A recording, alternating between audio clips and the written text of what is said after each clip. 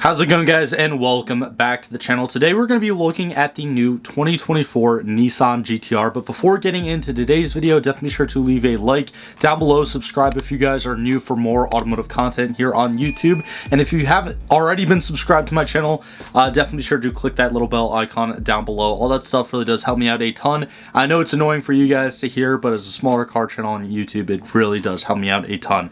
But today we're looking at the new 2024 Nissan GT-R. Now, yes, the reason why I'm saying it like that is because for some reason, I honestly don't know, so let me know down in the comments below. Nissan is making this new GT-R instead of just having the nameplate GT-R like all the other GT-Rs beforehand. It's a GT and then a dash R. So I don't know quite what they're doing with that, but essentially this new 2024 Nissan GT-R is just yet another tease by Nissan. Nissan has been talking about a new R36 for many years now, and I feel like in the past like at least 3 years it's really like trying to get pushed by people, but unfortunately we're not gonna get it for this new model year. But I actually don't hate this car, and I'm gonna let you know why in a bit. When it comes to performance upgrades, there's really not that much. I think they did maybe turn up the power slightly, but for the most part it's the same old R35 drivetrain, which hasn't really changed a lot since 08 when I think it originally came out. However, that kind of begs the question, like, or I guess the old adage, like, if it's not broke, don't fix it. It's a great powertrain. It's essentially still a computer on wheels, can be extremely tunable, and as a matter of fact, I drove one that has basically over 1,000 wheel horsepower. I'll leave the link to that review on top of this video right now if you want to go check that out. But yeah, they're awesome cars. My only, I guess, dislike about them is that they never came with a manual transmission, but then again, you just simply can't get the type of performance that they're getting when it comes to tunability and everything looking at anything manual. I feel like at least with new factory cars, you kind of have to go with a automatic trans, and also it's got like the whole all-wheel drive like torque splitting system in there. Again, it's basically a computer on wheels. The engineering and the electronics behind it are absolutely mind-blowing. But getting into it today, we're actually going to be looking at a little article here by autoblog.com. I'll leave the link to this article down in the description below if you guys want to check it out yourself. But basically, I'm just going to be kind of using their pictures, which I guess they got from Nissan, and looking at some of their talking points. And I don't know, like, I think it's all right. It's definitely, as you'll see in the title of this article, it says, and it's true, that it's the most dramatic upgrade that Nissan has done to the GT-R platform in around 7 years, ever since I think they did the first facelift for the R35 back in, I think it was like 2015 or something like that, 2014. But yeah, I don't completely hate it, but it definitely still is a bit of a tease by Nissan, especially considering that plenty Nissan enthusiasts just want to see a new generation of the GT-R already. But anyways, here is basically the new GT-R. Here's what it looks like.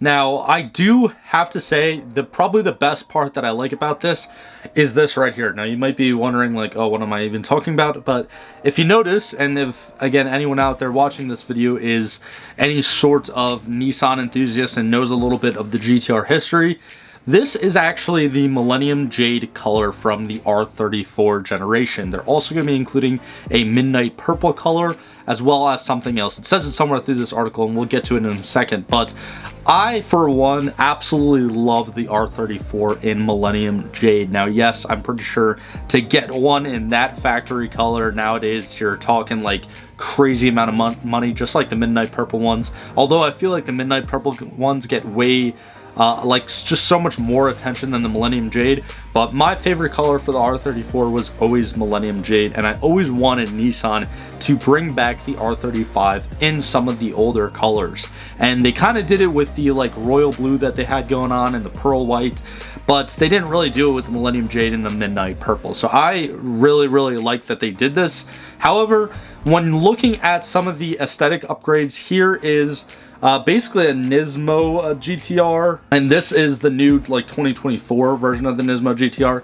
So you can see that the front fascia has been upgraded drastically, as well as the rear. I kind of like this picture because it displays both the front and the rear of the car.